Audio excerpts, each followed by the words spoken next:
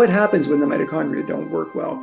And what are some of the cellular consequences and targetable areas that we can look at to try and provide nutraceutical support? So if the mitochondria doesn't work, so for example, if you had a cytochrome B mutation, which affects complex 3 here, normally the mitochondria take the food that we eat, we break it down to what are called reducing equivalents, which are little chunks of potential energy, and these are fed into the mitochondria.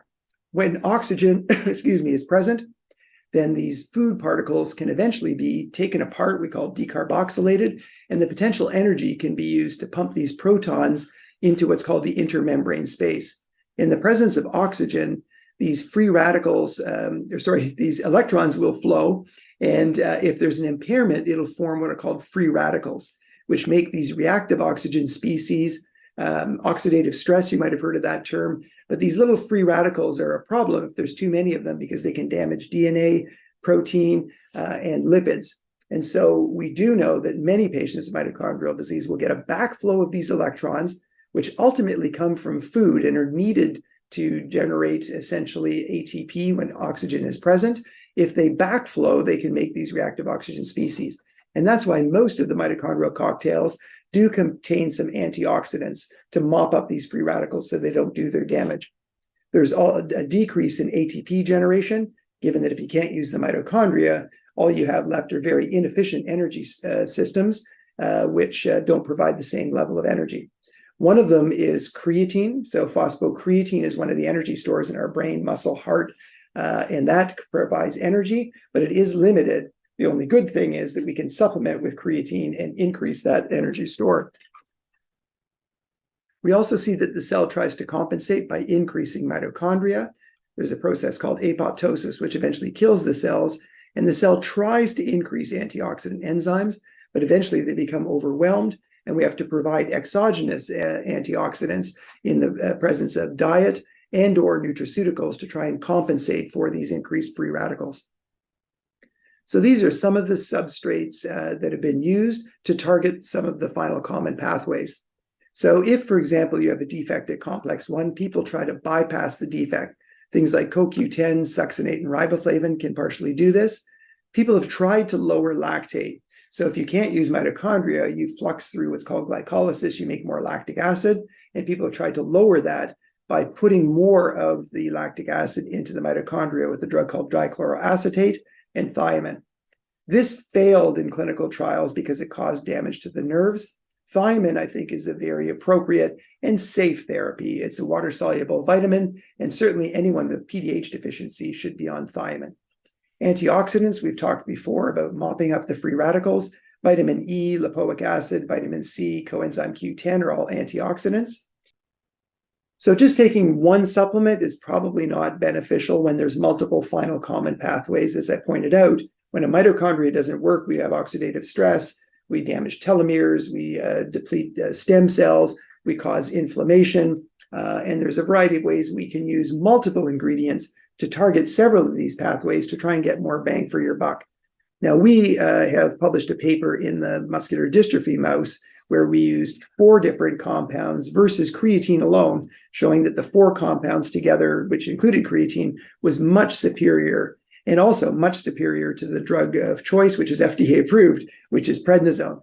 Prednisone, I hasten to add, however, plus our multi-ingredient supplement in that study was shown to be better. So any drug that's being developed that's out there, in general, the mitochondrial cocktail does not negate the benefits. It is likely additive to the benefits. And that was very sharp focus when we did our muscular dystrophy study, that we added to the standard of care, and there was a dramatic improvement. Now, what about mitochondrial disease? What are the optimal mitochondrial cocktails? Well, first, I'll just show you this study here. This is the muscular dystrophy mouse. And what I have on the top here are measures of improvement like strength, fatigue. This is a balance and fatigue test. This is a reflection of damage. This is how fat they get. And I'll just show you a couple of things. So number 1, prednisone is the standard of care. So this is the only FDA-approved drug for Duchenne muscular dystrophy. And what we have here, these numbers are the rank. Number 1 is the best performing. Number 7 is the worst performing. So you can see here that prednisone, accepted FDA drug, really didn't perform that well. It was never number 1, and here damage to the muscle, it was rated number 2. Now let's look at other ones here. We've mentioned creatine monohydrate, and again, we've shown in clinical trials it was beneficial. Seems to score about the same, if not maybe, a bit better than prednisone, but really not great. But if we combine, this is an amino acid, this is creatine, this is an antioxidant, and this is a medication to lower body fat, which is found in milk. And what you see is if you give the combination of all of these without prednisone, it's actually superior to prednisone. Many more of these are higher numbers, lower numbers, meaning they're better. So number 1 is the best, number 2 is second best. But look here, this is our combination plus prednisone. Almost across the board, it's consistently the best supplement. So again, pointing out that multi-ingredient supplements work better than individual supplements if you're targeting multiple final common pathways of the disease in question. So we tried this strategy to target multiple final common pathways, and this was the study that I paid for out of my own clinical overage, which I could take home to pay my mortgage, but instead I chose to put it into a clinical study because I was firmly of the belief that this would work. So we used CoQ10, vitamin E, lipoic acid, and creatine to provide for mitochondrial antioxidants, also a membrane antioxidant, and also antioxidants that provide what's called a redox couple, so they recharge each other, and you know the reasons for the creatine.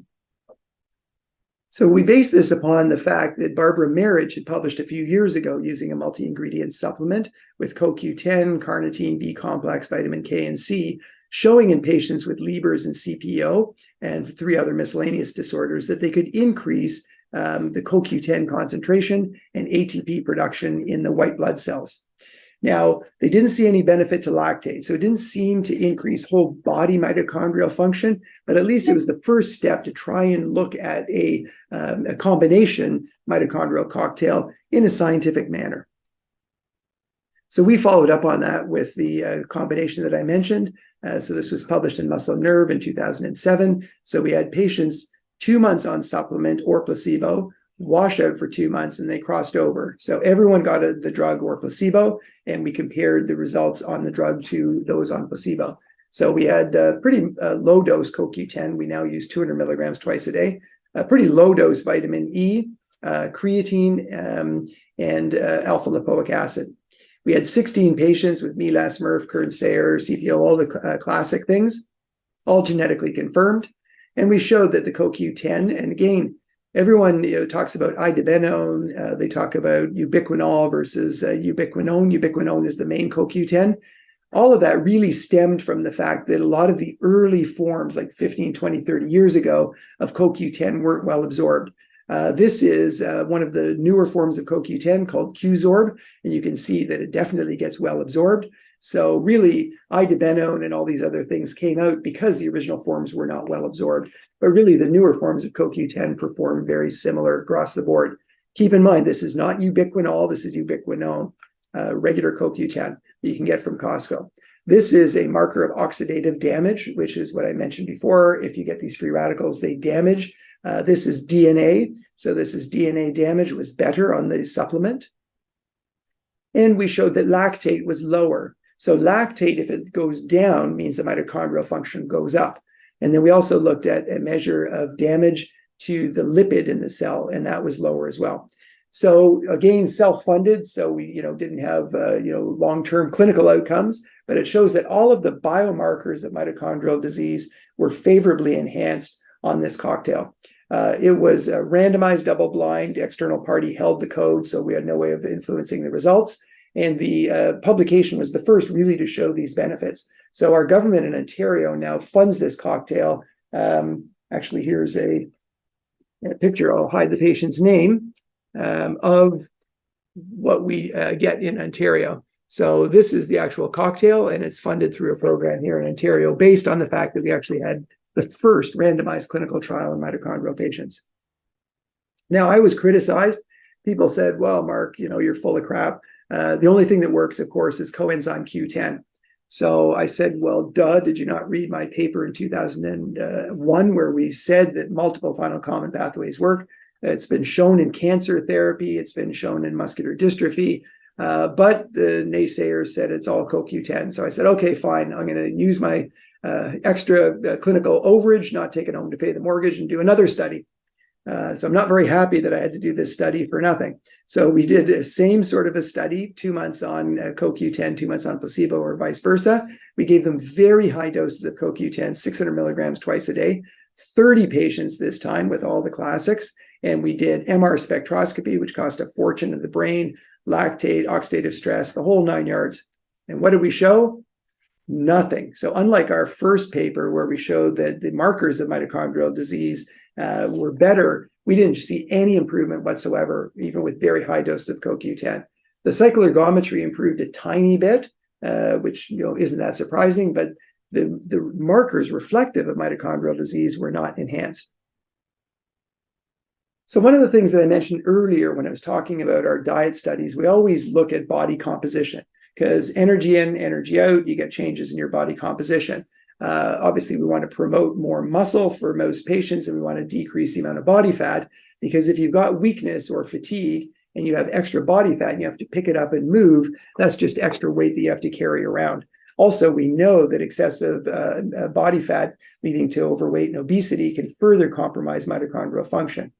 So I wanted to highlight an important problem that we see, and this is in mitochondrial patients and all of our muscle patients. And what it is that the BMI does not reflect your body composition very well. So when you go to your doctor, you get a BMI done, which is your height and your weight go into an equation. They give you this BMI. If it's over 30, you're obese. If it's under 18.5, you're too thin. So the problem that we have, you can see here, that if we do 18.5, you can see that there's a lot of patients, especially our Duchenne boys, but also Becker muscular dystrophy. And a young lady I saw today who has CPEO, her body mass index was 16.5, which is profoundly underweight. So if you look at her and you look at all of these patients, they would be considered underweight. And people would say, feed them more, fatten them up, give them more, they're too skinny. However, all of these patients here are actually obese. So everyone past this line here is in the obese range.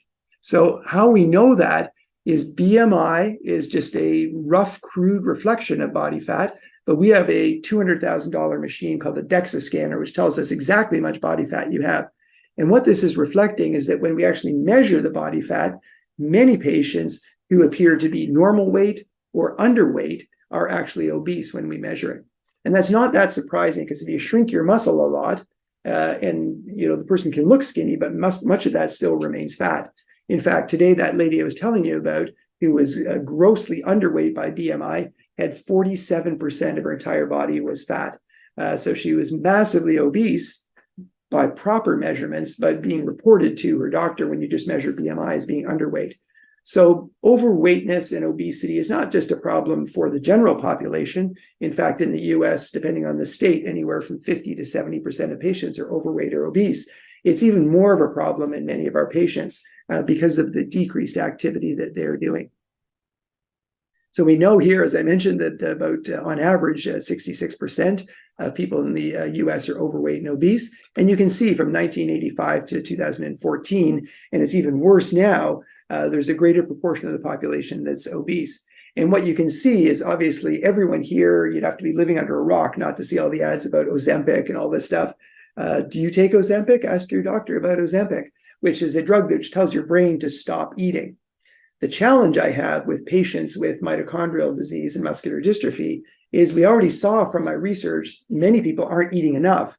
Then you tell them to eat even less. People are going to be going for very calorically dense foods, which are, not very nutrient dense, and running into even more nutrient deficiencies if you tell them to stop eating. And in fact, even in able-bodied individuals, when they take drugs like Ozempic or they get bariatric surgery, a substantial amount of the weight loss is muscle loss, because when you lose that much weight, you tend to lose muscle. So one of the themes just to keep in the back of your mind is, can we lose weight and still hold on to muscle? So this is a major issue and much more of an issue in muscular dystrophy and mitochondrial patients. Now, one disorder we know about, cardiovascular disease, type 2 diabetes, arthritis, and even some cancers are at higher risk with obesity, but fatty liver disease is thought to be the new hepatitis C. So hep C was a viral infection which is leading to cirrhosis and causing liver damage. But now what we're seeing is with this rise of obesity, more people are damaging their liver and going on to fibrosis because of the fat being deposited in their livers. We know as well that obesity itself, type 2 diabetes, fatty liver disease, all of these issues that we see related to obesity are also associated with impaired mitochondrial function. So a classic example of secondary mitochondrial dysfunction.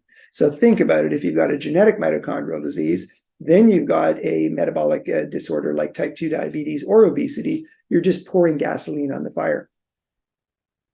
And that can become a real issue because in aging, we call it obesity with low muscle mass. But essentially, every one of our patients with muscle disease and mitochondrial disease more or less has the same scenario. Decreased muscle, sometimes called sarcopenia, increase in body fat. Not a good combination to have. So again, we've been thinking, can we use multiple ingredient supplement strategies to try and target these final common pathways? And will it have a beneficial effect on some of these more common disorders? So as I mentioned, the goal for most patients who are getting old, athletes, patients with muscular dystrophy, and in fact, most people want to increase muscle and decrease body fat. The challenge, again, for a lot of people as they get older, or if you have muscle disease, which we saw in one of our patients with SMA who had bariatric surgery because he was quite obese. When we put him on our strength device, he lost 45% of his strength because he lost so much muscle mass. And that's a real problem with Ozempic and other GLP-1 receptor agonists and bariatric surgery. So we've tried to see, can we improve muscle mass and also get fat loss? So probably the best way to do that, of course, is exercise. Now, if you just exercise, this is a study in older people, 20 men and 20 women, where we did 6 months of exercise, coming into the gym, lifting weights, and you can see that you can gain muscle while you lose a little bit of fat. However, can that be enhanced? So we know creatine is beneficial, so we decided to put creatine in there. And one of the most popular weight loss supplements in the US and North America is called conjugated linoleic acid, which comes from milk. And what you can see is taking both of them, and it's likely that creatine drove a greater increase in muscle mass, and the CLA drove a greater reduction in fat. So while you exercise, you can both gain muscle and lose fat. It is possible. And it is definitely accentuated with certain supplements. However, we wanted to take this one step further and really take a look at this whole mitochondrial enhancement thing. So we did some studies in obesity, and the mouse model here, we give them extremely high fat diet, and they get very obese and they get fatty liver disease.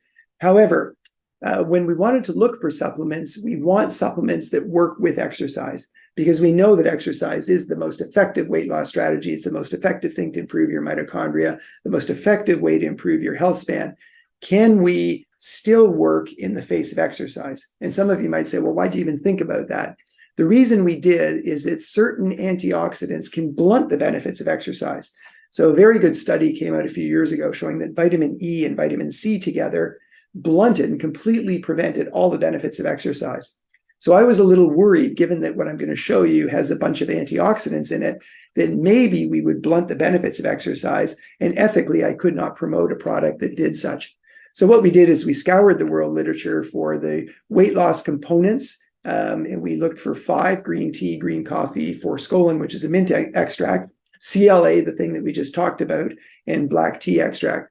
We then looked at our MitoCore, the ALA, the CoQ10, vitamin E, creatine as well, and beetroot. And what we did is we did all sorts of combinations in our mice, and we came down to these essential 7 ingredients, which is why we eventually called this Trim 7, which was Health Canada approved with that name because of the 7 ingredients. So what we did is you make the mice fat by giving them a high-fat diet, keep giving them high-fat diet, they get fatter and fatter. Exercise mice, that's the purple line here, they get skinnier. Not right back to normal, but they get skinnier. What I was worried about is this combination here. This is the eventual combination called Trim 7, was almost as good as exercise, but when we exercised, it doubled the benefits. So my worry was it was going to blunt the benefits, but in the presence of exercise and the supplement, you get even more. So anything that you try, remember that exercise is the most consistently proven to be effective therapy for mitochondrial disease and muscular dystrophy and human aging. So what we found is that essentially your white adipose tissue, which is the fat, if you pinch an inch under your belly, that turns into a furnace. So we increase mitochondria. So this is essentially with a high-fat diet compared to control here. You can see how much you knock down the master regulator of making new mitochondria called PGC1 alpha. And this is a component of the fourth enzyme in the mitochondria, down by about 60%. Now, with these supplements, we tried a whole bunch of them. This is only 2 of them. This ended up being called TRIM7. So you can see that it's definitely much better than the high-fat diet. This is high-fat diet plus this enhancer. But again, the consistent theme is exercise further potentiates anything that you're taking. We turned on lipid oxidation, so we burn more fat, and we proved that also by putting them in special cages where we could measure how much fat they burn. And this is why we chose ultimately TRIM7. So this is the jewel in the crown. This is called UCP1, which essentially uncouples the mitochondria in the brown adipose tissue, so they burn a bit more energy. And this went up mostly in the TRIM7. And then we went on. Also lowered inflammation. So this is a reduction in inflammation. So huge increase in inflammation. And that was lowered with the supplements and exercise. Now, one of my buddies didn't believe me. He's a fatty liver expert. So we gave him the TRIM7 diet and what's called a chow diet. And what he found, and he's not part of our company, and we didn't pay him anything. He did this out of the goodness of his heart because he didn't believe me. He completely reversed fatty liver disease, lowered body fat, lowered something called PCSK9, which is a target for a new drug that people may be on for lowering cholesterol, and we lowered cholesterol. So this is the fat on the high fat, and that's with the TRIM7. And again, once they switched to the TRIM7, they went back to controlled diet weight. This is what it looks like. So this is a liver full of fat, and then with the TRIM7, it goes pretty much back to normal and pretty similar to exercise. I won't get into that. So what we did is we went on to do a clinical study to see, does this work in the real world in humans? So what we did is we had 60 overweight men and women, young and middle-aged. They were on this supplement for 3 months or a placebo. And the primary end point, which FDA and Health Canada want, is weight.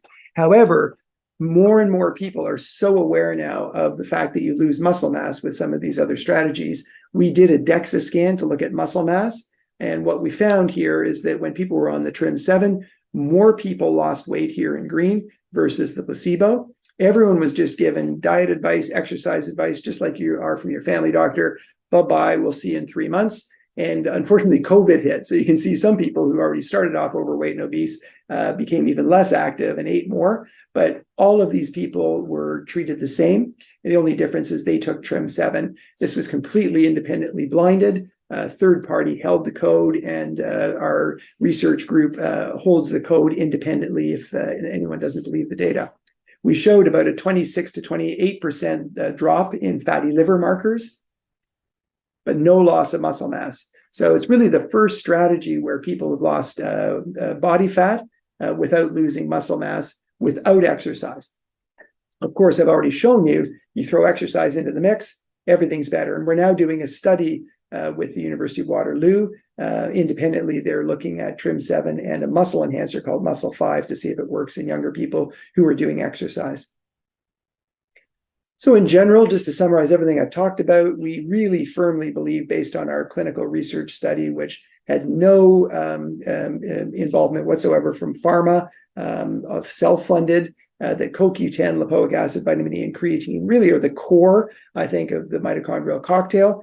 We've been giving this to patients now for over 20 years. If you have complex 1 deficiency, I'd suggest adding riboflavin. If you have PDH deficiency, I'd add thiamine. For MELAS syndrome in particular, if you should get your blood amino acids measured, and nice work by Fernando Scagli has clearly shown that a number of patients have low arginine, and he was one of the first who was smart enough to say we should replace this because arginine and citrulline, which are very similar, can release these things called nitric oxide, which can vasodilate. So you get rid of the vasospasm during an acute stroke in MELAS syndrome. So we give intravenous arginine during a stroke, but we usually replace the citrulline or arginine. You can do either one. They do about the same. Now, there's some novel therapies out there. Marnie Falk, a wonderful friend, colleague, and clinical scientist, has done some stuff with niacin, and there's a whole bunch of new niacin derivatives which people have worked on. A big one called NAR was studied in huge doses, which failed in a phase 3 clinical trial, but people are still touting it as being helpful. Beetroot on its own has been shown to improve mitochondrial efficiency, which is why we put it into TRIM7. TRIM7, again, has a combination of all of these things. And there is some interesting data coming out with a compound from pomegranates called urolithin A. One of my colleagues, Stu Phillips, is doing a study, and we'll see what that shows, but that holds some promise for sure. We also strongly suggest to measure and replace any deficiencies. Now, practically, if you're trying any mitochondrial supplement or any cocktail combination, start with one every few days, add the other one, and listen to what Mother Nature did. All vitamins and minerals came in with food, so never take it on an empty stomach, or you're going to get an upset stomach. Take it right in the middle of your food, and that's much better absorbed, and you won't have as much intolerance.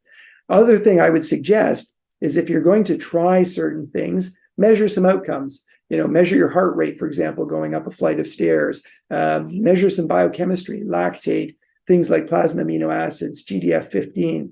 And many of these your doctors can do. But even simply at home, if you want to follow your body composition, there's little scales that have those silver pads. That's called bioelectric impedance to tell you not just your weight, but your composition. Are you losing fat? And that's an important thing. And some of these newer scales, even only $130 scales, are quite accurate at telling you how much body fat and muscle you have. So consider one of those if you're going to try something. So again, these are some of the doses. I can leave these for folks. I think, UMDF has many of these on its website. This is pretty standard stuff. But again, if anyone needs it, I can leave my slides. People can take a look. If people are obese and overweight, again, TRIM7 is one thing to consider, but you can create your own with the mitochondrial cocktail. And we've got also this thing called forskolin, beetroot extract, green tea and green coffee bean extract contained within that.